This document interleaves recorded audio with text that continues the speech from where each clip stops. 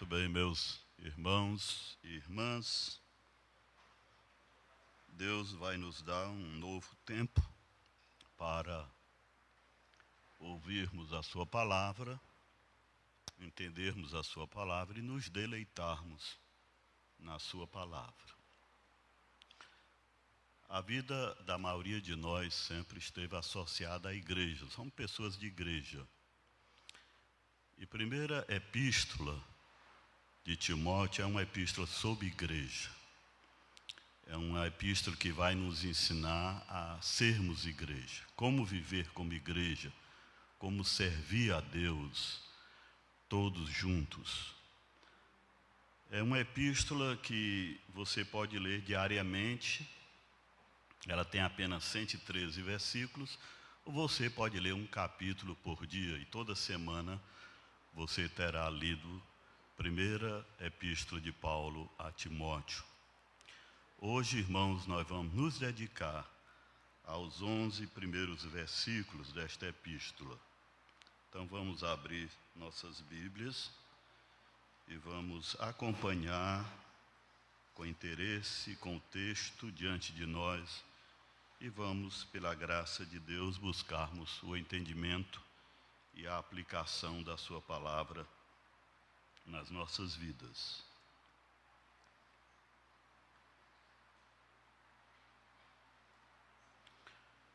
Paulo, apóstolo de Cristo Jesus, pelo mandato de Deus, nosso Salvador, e de Cristo Jesus, nossa esperança. A Timóteo, verdadeiro filho na fé, graça, misericórdia e paz, da parte de Deus Pai e de Cristo Jesus, nosso Senhor.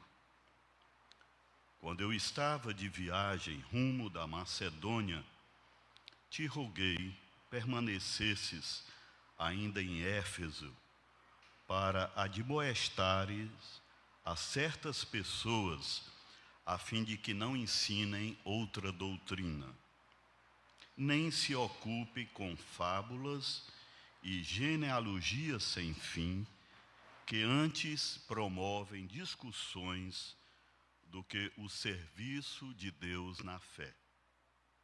Ora, o intuito da presente admoestação visa ao amor que procede de coração puro e de consciência boa e de fé sem hipocrisia.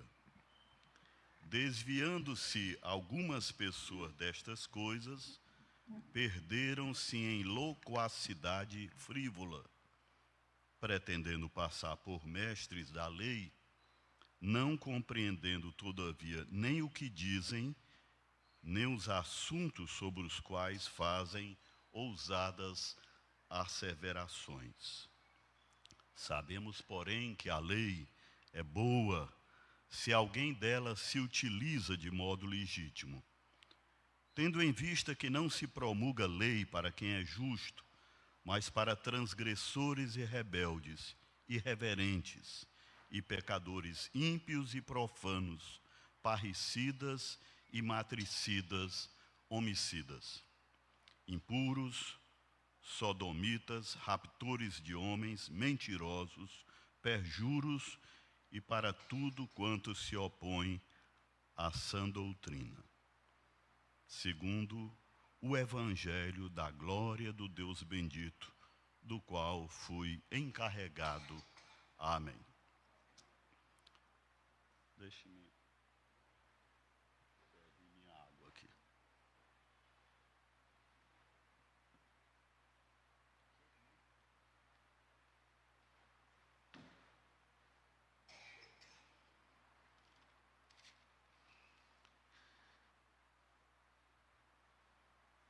Meus amados irmãos e irmãs,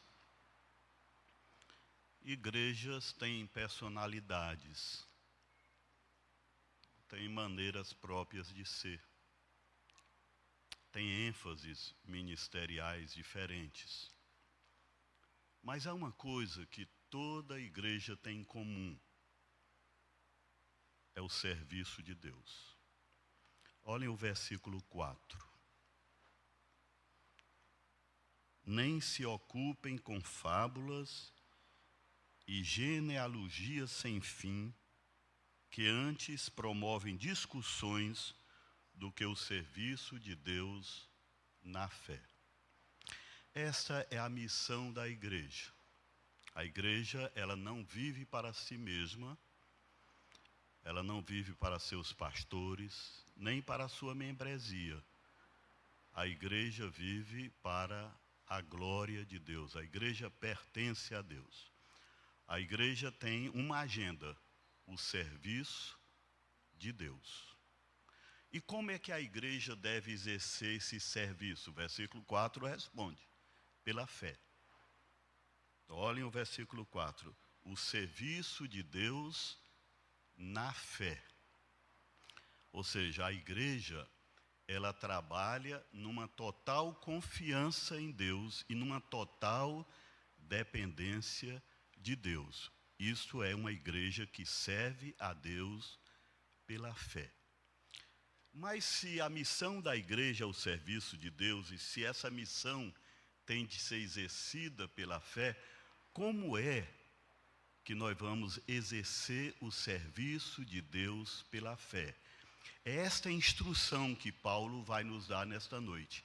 Ele vai nos ensinar como servir a Deus pela fé. Vamos ao texto. Paulo, apóstolo de Cristo Jesus, pelo mandato de Deus, nosso Salvador, e de Cristo Jesus, nossa esperança, a Timóteo, verdadeiro filho na fé, graça, misericórdia, paz, da parte de Deus Pai e de Cristo Jesus, nosso Senhor. Quem escreve, irmãos, é um velho apóstolo, Paulo. Há mais de 30 anos, ele está em viagens missionárias, em viagens evangelísticas. E ele sabe que ele não pode apenas plantar igrejas, ele precisa consolidar essas igrejas. Ele precisa amadurecer essas igrejas. E ele faz uso de epístolas, que ele envia às diversas igrejas que ele fundou, para consolidá-las, amadurecê-las na fé. E ele tomou conhecimento de que a igreja em Éfeso está sob risco, corre um grave perigo. E esse perigo é que alguns líderes desta igreja estão se levantando e ensinando uma outra doutrina que Paulo não ensinou. E aí, ele vai encorajar e admoestar Timóteo a confrontar esses homens, a silenciar esses homens, a fazerem com que esses homens se sentem e não falem, mas ouçam o verdadeiro evangelho. E Paulo, ele coloca logo na abertura da sua carta as suas credenciais. Eu sou apóstolo de Cristo Jesus por mandato de Deus. Eu não sou apóstolo autodesignado. Nem sou apóstolo por indicação de alguma igreja. O próprio Deus me comissionou. O próprio Deus me fez apóstolo. O próprio Deus me envia ao mundo como o seu apóstolo. E eu o faço com a maior de todas as alegrias, espalhar o evangelho de Deus por todo o mundo conhecido. E eu, Timóteo, tenho você como um filho na fé. Talvez Paulo não foi o instrumento de Deus para a conversão de Timóteo, porque ele sabia as sagradas letras desde pequeno, que tornou sábio para a salvação em Cristo Jesus. Mas Paulo talvez discipulou e recrutou Timóteo para ser um companheiro de viagem. Ele andou com Paulo durante 15 anos. Foi o mais íntimo dos colaboradores de Paulo. Paulo tinha uma grande afeição por Timóteo, e ele escreve essa carta para encorajar Timóteo, porque Timóteo, ele é ainda jovem, e ele tem um traço de personalidade, tímido. Por isso que Paulo quer encorajá-lo para confrontar os falsos mestres dentro da igreja de Éfeso, e também para instruí-lo de como ele deve se conduzir, não somente nesta tarefa, mas também em ensinar o povo como adorar a Deus, a gente vai ver isso, ensinar o povo como escolher seus líderes, ensinar o povo como lidar com dinheiro. Serão muitos os temas que Timóteo ensinará àquela igreja. E Paulo destaca que ele é um verdadeiro filho na fé, para que a igreja de Éfeso aceite o seu pastorado, aceite a sua autoridade pastoral. Pois bem, e aí ele corre logo para o que é urgente no versículo 3. Quando eu estava de viagem, rumo da Macedônia, te roguei, permanecesses ainda em Éfeso, para admoestares a certas pessoas, a fim de que não ensinem outra doutrina. Então, havia algo urgente na vida da igreja de Éfeso. Era falsos mestres espalhando falsos ensinos. E Paulo tem este problema como algo urgente a ser resolvido. E ele aqui já nos ensina uma lição importante. Cabe à liderança da igreja confrontar falsos mestres e falsos ensinos. É a liderança da igreja que tem de fazer isso. Como ele estava entregando a Timóteo essa tarefa de confrontar esses falsos mestres e esses falsos ensinos. Mas eu fiz uma pergunta aos irmãos: como realizar a obra de Deus pela fé? A primeira coisa que Paulo quer nos ensinar através desta epístola é que você exercite o dom do discernimento. Entende? Exercite o dom do discernimento. Porque o que é que ele diz? Eu, quando estava de viagem rumo à Macedônia, durante a segunda viagem missionária, enquanto eu partia, eu disse para ti: abandona qualquer plano pessoal, fica em Éfeso, porque eu preciso de você em Éfeso, para admoestar a certas pessoas, a fim de que não ensinem outra doutrina. Meus irmãos, se nós queremos realizar a obra de Deus pela fé, nós precisamos de discernimento espiritual. Precisamos, a partir da palavra de Deus, saber quem é quem e o que essas pessoas estão ensinando. A Bíblia, irmãos, é o manual de instrução da igreja. A igreja, ela deve se guiar sempre pela palavra de Deus. E ela precisa sempre checar as pessoas que lhe falam e o que essas pessoas estão lhe falando. Discernimento espiritual. Isso é importante, irmãos, porque às vezes nós nos deslumbramos com personalidades carismáticas. Às vezes nós somos seduzidos por essas pessoas e aceitamos o que elas nos dizem sem checarmos as suas vidas e as suas falas pela a palavra de Deus.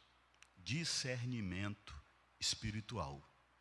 É a primeira coisa que Paulo nos diz. Portanto, não fiquem fascinados pelas personalidades carismáticas, nem pela aparente segurança que elas apresentam na apresentação de seus ensinos. Chequem se o que elas estão dizendo é o mesmo evangelho ou é outro evangelho. Olha a expressão que Paulo usa: não ensinem outra doutrina. Outra doutrina sempre não é de Deus. É de homem, é do diabo. Outra doutrina nunca é de Deus. Deus só tem uma doutrina que Ele entregou de uma vez para toda a sua igreja. Paulo advertia aos Gálatas: se alguém vier pregar outro evangelho que não seja o que vocês ouviram de mim, seja o quê? Anátema.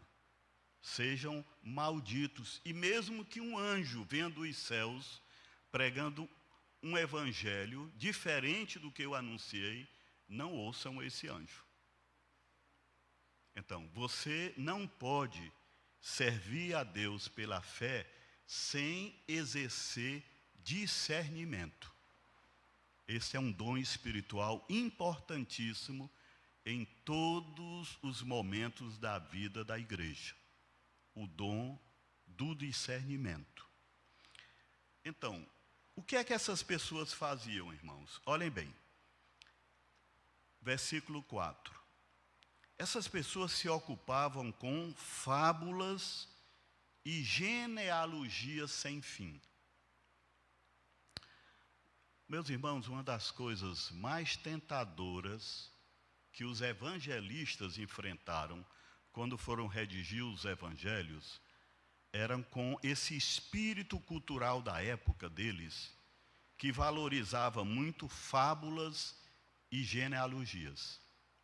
Principalmente aqueles anos obscuros de Jesus, entre os 40 dias de vida e os 12 anos, quando ele vai ao templo, aquele período de silêncio que Deus propositalmente não nos revelou, há uma tentação terrível dos homens de encher esse espaço com fábulas, com mitos, com alegorias. E aí surgiram os evangelhos apócrifos, que eram relatos míticos de um Jesus diferente das outras crianças, que fazia coisas que as outras crianças não faziam, que parecia ser de outro mundo e não deste mundo. Essa tentação os evangelistas resistiram, não é? Então eles escreveram um evangelho a partir de fatos, de evidências, de histórias. E essa tentação continuava na igreja. Havia membros da igreja tentados a ler uma genealogia que aparece um nome ali e construir uma história a partir daquele nome. Uma história bem elaborada, instrutiva, mas uma mera história fictícia, não inspirada, e que essas pessoas estavam levando para dentro das igrejas e dando status de palavra de Deus a essas histórias, fruto de suas imaginações. Então, hoje nós temos de ter cuidado, irmãos, também com muitas coisas que aparecem entre nós. Há algum tempo atrás, o Código de Da Vinci, se lembra daquele livro? Teve igrejas que reservou cinemas e levou todo mundo para assistir aquilo como fosse uma coisa muito importante para a vida espiritual delas. Assisti, achei uma grande besteira aquilo. Uma grande besteira. Quer dizer, o evangelho, irmãos, ele se basta. O evangelho não precisa de complemento nenhum. O evangelho, e só o evangelho, deve ser a nossa única regra de fé e de prática. Portanto, esses homens, dentro da igreja, eles estavam se ocupando com o quê? Com fábulas, com genealogias sem fim, que faziam um mal tremendo à saúde espiritual da igreja. O que é que eles faziam? Promoviam discussões mais do que o serviço a Deus. Se lembram do período eleitoral, da última eleição para presidente, como nós fomos virulentos uns com os outros? É isso que uma doutrina falsa faz dentro de uma igreja. As pessoas perdem o amor. perdem a unidade e começam a se degladiar, conflitar entre si, cada um querendo impor aquela sua versão doutrinária, a sua versão da verdade. E isto adoece a igreja e até mata a própria vida da igreja. Eu me lembro quando eu era seminarista, e eu vivi a efervescência do movimento carismático dentro das nossas igrejas. E eu vi famílias sendo divididas por causa da renovação carismática. O pai ia para uma igreja, a mãe e os filhos para outra igreja. E eles brigavam entre si como se cada um tivesse a verdade. Por quê? Porque uma falsa doutrina chegou até eles e, em vez de uni-los, dividiu aquela família. Então, Paulo está dizendo a Timóteo: desestimulem esses mestres, calem esses mestres, porque eles se ocupam com fábulas e genealogias sem fim, que antes promovem discussões mais do que o quê? O serviço de Deus na fé. É preciso ter cuidado, irmãos, para não chamar de outra doutrina questões como o batismo, por exemplo. Devemos batizar crianças ou não devemos? Devemos batizar com mergulho nas águas ou apenas por aspersão? Os dons são contemporâneos ou ficaram no primeiro século? Não é? O milênio é uma realidade histórica ou é uma figura literária? Isso não é heresia, irmãos. Isso são posicionamentos que nós podemos ter, mas que não são contra o Evangelho. Apenas são posições, entendeu? Posições doutrinárias. O que Paulo está falando aqui, não, é do erro doutrinário, da falsidade doutrinária, da mentira espiritual, de uma interpretação errada da palavra de Deus e de uma aplicação errada dessa mesma palavra. É isso que Paulo está chamando de outra doutrina, outro evangelho, outro Jesus, outro plano de salvação. É isso que Paulo está combatendo. Então, qual é o primeiro princípio que Paulo nos ensinou de como nós devemos realizar a obra de Deus com fé? Praticando o discernimento espiritual. O manual da vida da igreja se chama Bíblia. A Bíblia tem a mensagem, o programa, o método de execução da missão da igreja. Outro princípio que Paulo nos ensina, irmãos, está no versículo 5. Ora, o intuito da presente admoestação visa ao amor, que procede de coração puro, de consciência boa e de fé sem hipocrisia. Se o primeiro princípio é exerça o discernimento espiritual, o segundo princípio é seja motivado pelo amor. Você só vai realizar o serviço de Deus pela fé se você for motivado por amor. Olhem o que diz o texto. Ora, o intuito da presente admoestação visa ao amor, que procede de coração puro, consciência boa e de fé sem hipocrisia. Desviando-se algumas pessoas destas coisas, perderam em loquacidade frívola, pretendendo passar por mestres da lei, não compreendendo, todavia, nem o que dizem, nem os assuntos sobre os quais fazem ousadas asseverações. Meu amado irmão e irmã, eu pergunto, qual era a motivação desse falso mestre em ensinar uma falsa doutrina? Era o amor? Não. O que eles estavam procurando eram, primeiro, o status de mestre. Note que eles querem ser mestres da lei. Estão notando a pretensão deles? Agora, eles querem ser mestre da lei sem serem mestre da lei. Porque Paulo diz o quê? Que eles, pretendendo passar por mestre da lei, versículo 7, não compreendendo, todavia, nem o que dizem, nem os assuntos sobre os quais fazem ousadas asseverações. Vocês sabem, uma das coisas mais perigosas num falso mestre é quando ele junta ignorância com soberba. Ignorância e soberba. É uma mistura explosiva, perigosíssima. Todos nós já vimos esse tipo de pessoa.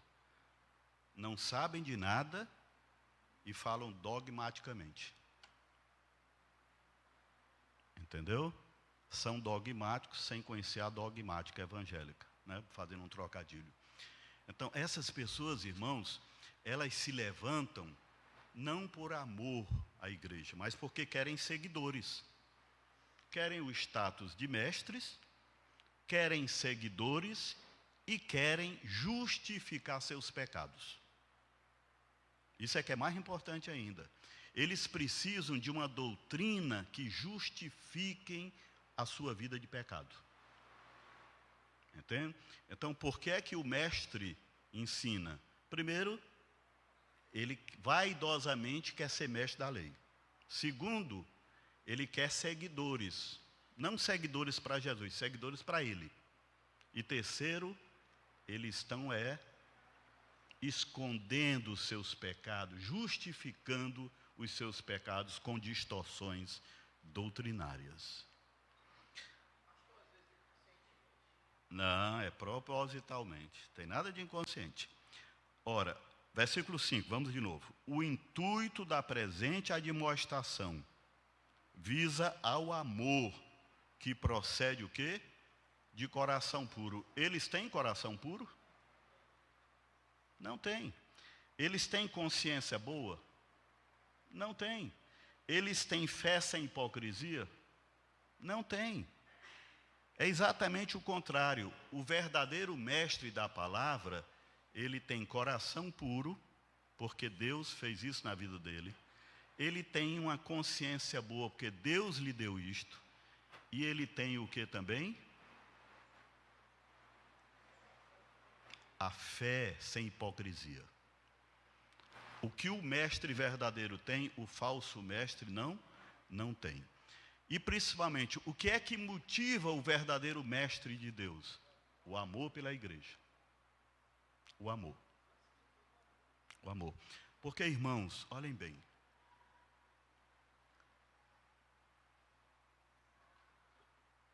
Tem muita gente que não gosta de doutrina. Acha a doutrina uma coisa árida. Uma coisa muito cerebral. O que é bom mesmo é louvar. O que é bom mesmo são alguns versículos da palavra, né? Ou o que é bom mesmo é a unidade da igreja. Tem gente que diz assim: se for para sacrificar a doutrina em nome da unidade da igreja, a gente deve sacrificar. Como se o maior fosse a unidade e o menor fosse a doutrina. Então vamos sacrificar o menor para ter o maior. Ilusão. Só há unidade quando há doutrina verdadeira. Quem é que promove o amor? A doutrina.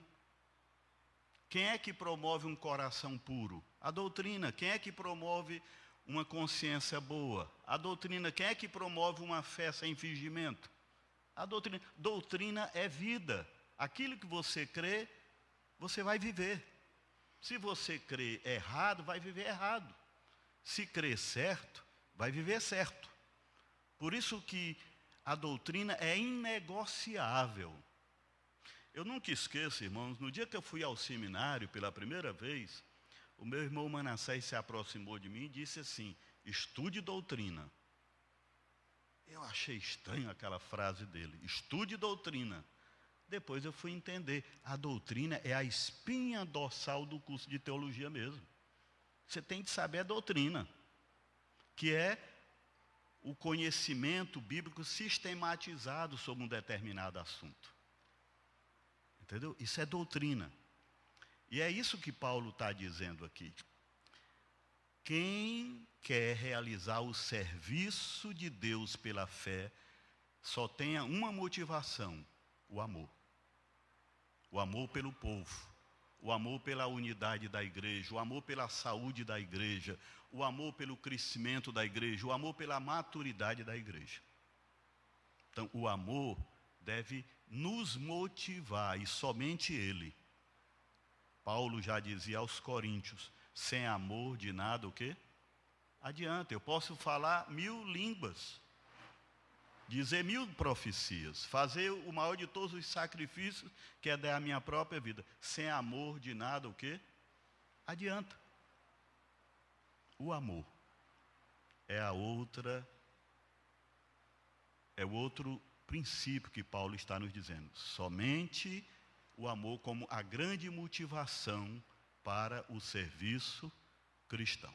Mas aí nós chegamos no coração do ensino de Paulo, dos versículos 8 em diante. Sabemos, porém, que a lei é boa, a lei de Deus, se alguém dela se utiliza de modo o quê? Legítimo. Então, se você quer realizar o serviço de Deus pela fé, faça uso apropriado da lei de Deus. Está entendendo isso que ele vai nos ensinar? Isso aqui é o coração da lição dele da noite de hoje. Hã? Isso. Então, vamos entender agora. Sabemos, porém, que a lei é boa. Ou seja, a lei de Deus, ela é boa, ela é santa. Entendeu? Ela reflete o caráter de Deus, que é santo. A lei de Deus. Se alguém dela se utiliza de modo o quê? Legítimo. Ou seja, aqui está a lei de Deus. Eu posso fazer uso dela de um modo ilegítimo, e eu posso fazer uso dela de modo legítimo. Os falsos mestres fazem uso ilegítimo da lei de Deus. Quer ver? Vamos olhar. Tendo em vista que não se promulga lei para quem é justo. Ok? Por que é que há leis de trânsito? Porque nós somos transgressores das ruas. Por isso que elas existem. Não é porque nós somos bonzinhos, excelentes motoristas, que respeitam todo o outro motorista. Não. Existe lei de trânsito por quê? Porque eu sou mau nas ruas. Entendeu?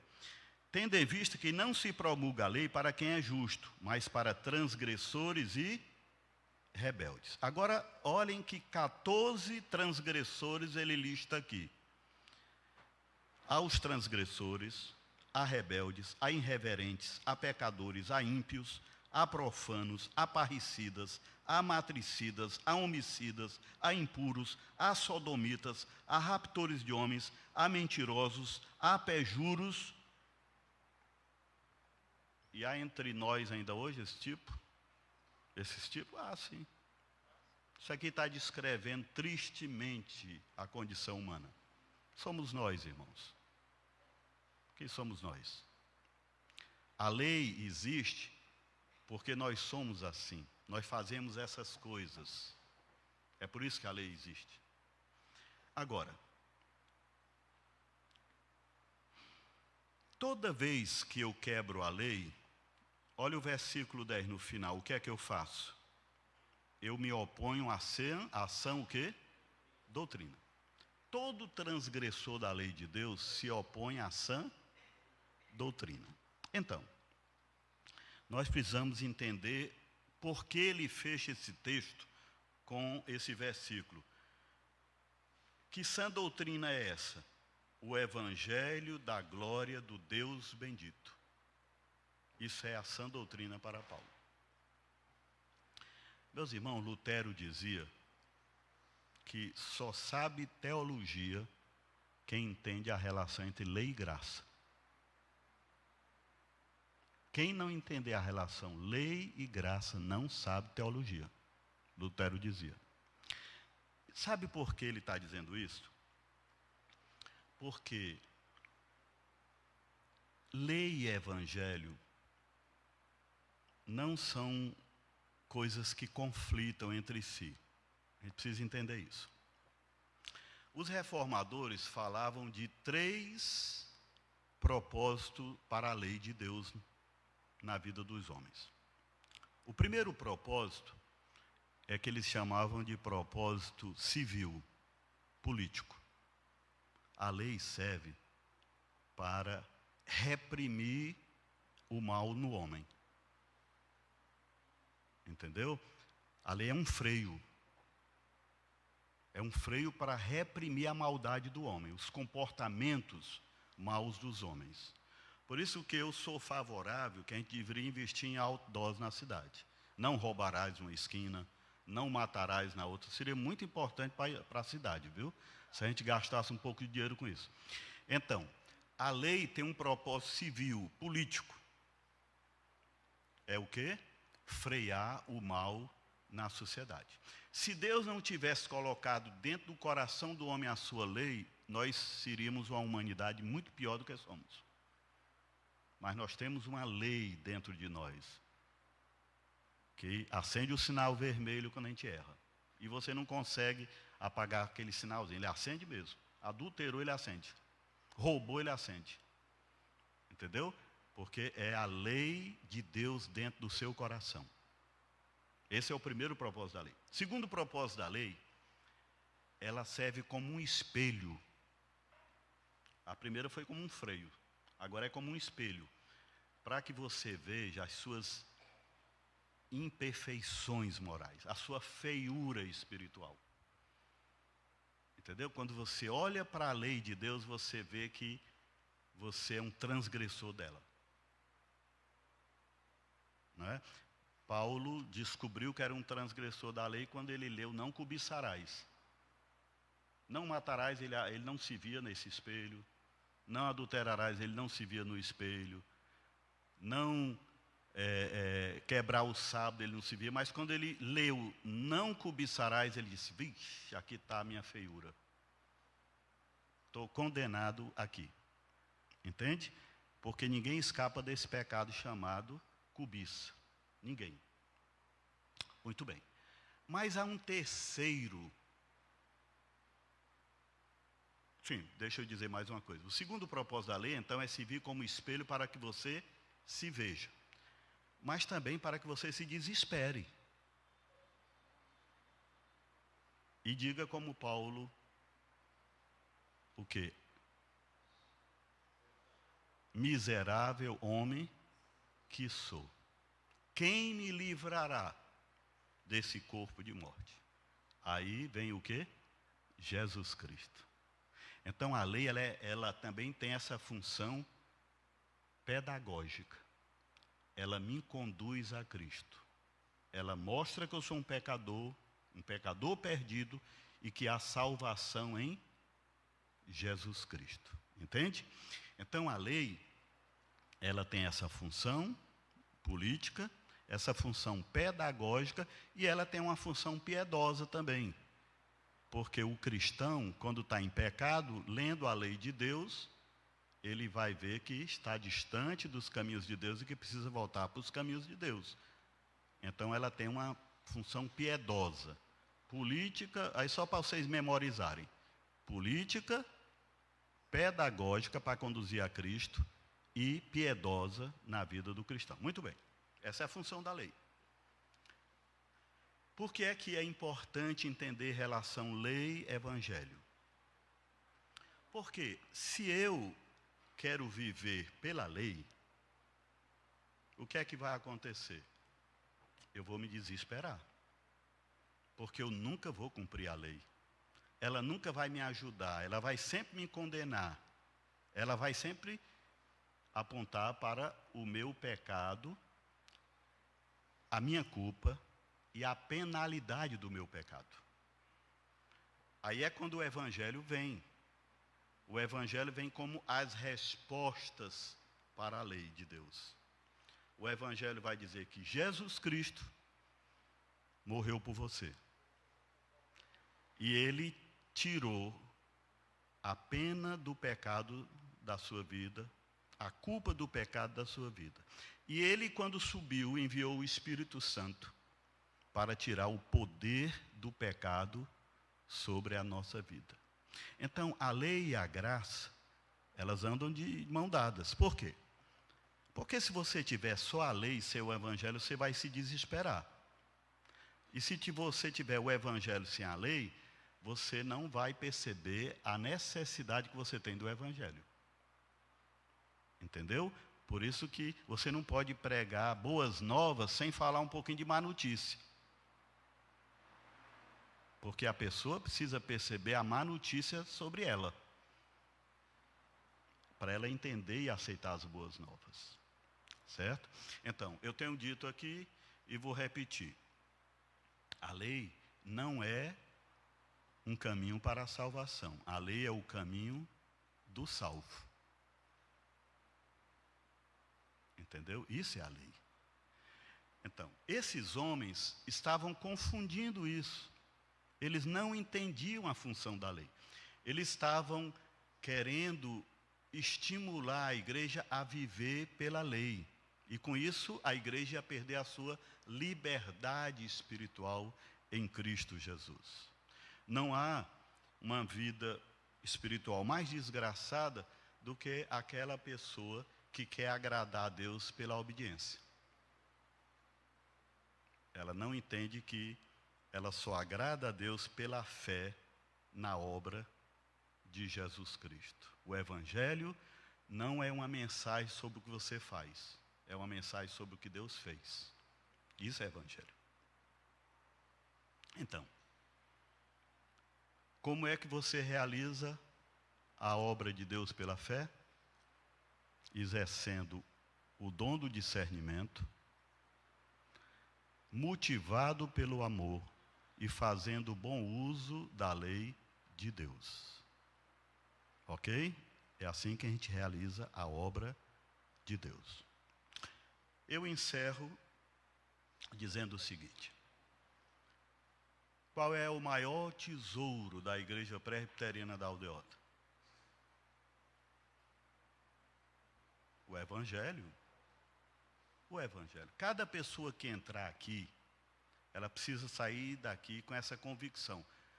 Esse povo tem o Evangelho como a coisa mais preciosa. Foi esse Evangelho que Deus nos deu. É esse Evangelho que a gente deve viver. É esse Evangelho que a gente deve proteger. É esse Evangelho que a gente deve proclamar. E essa é a obra de Deus pela fé. Entendeu? A igreja, ela vive para Deus, para realizar a obra de Deus.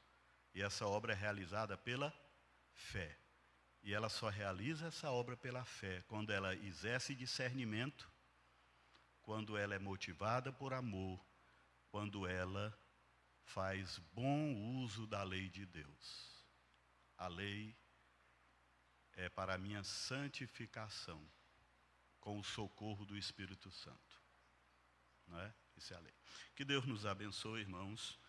Na próxima terça-feira, então, pela graça de Deus, nós vamos percorrer outro trecho desta epístola de Paulo a Timóteo. Amém.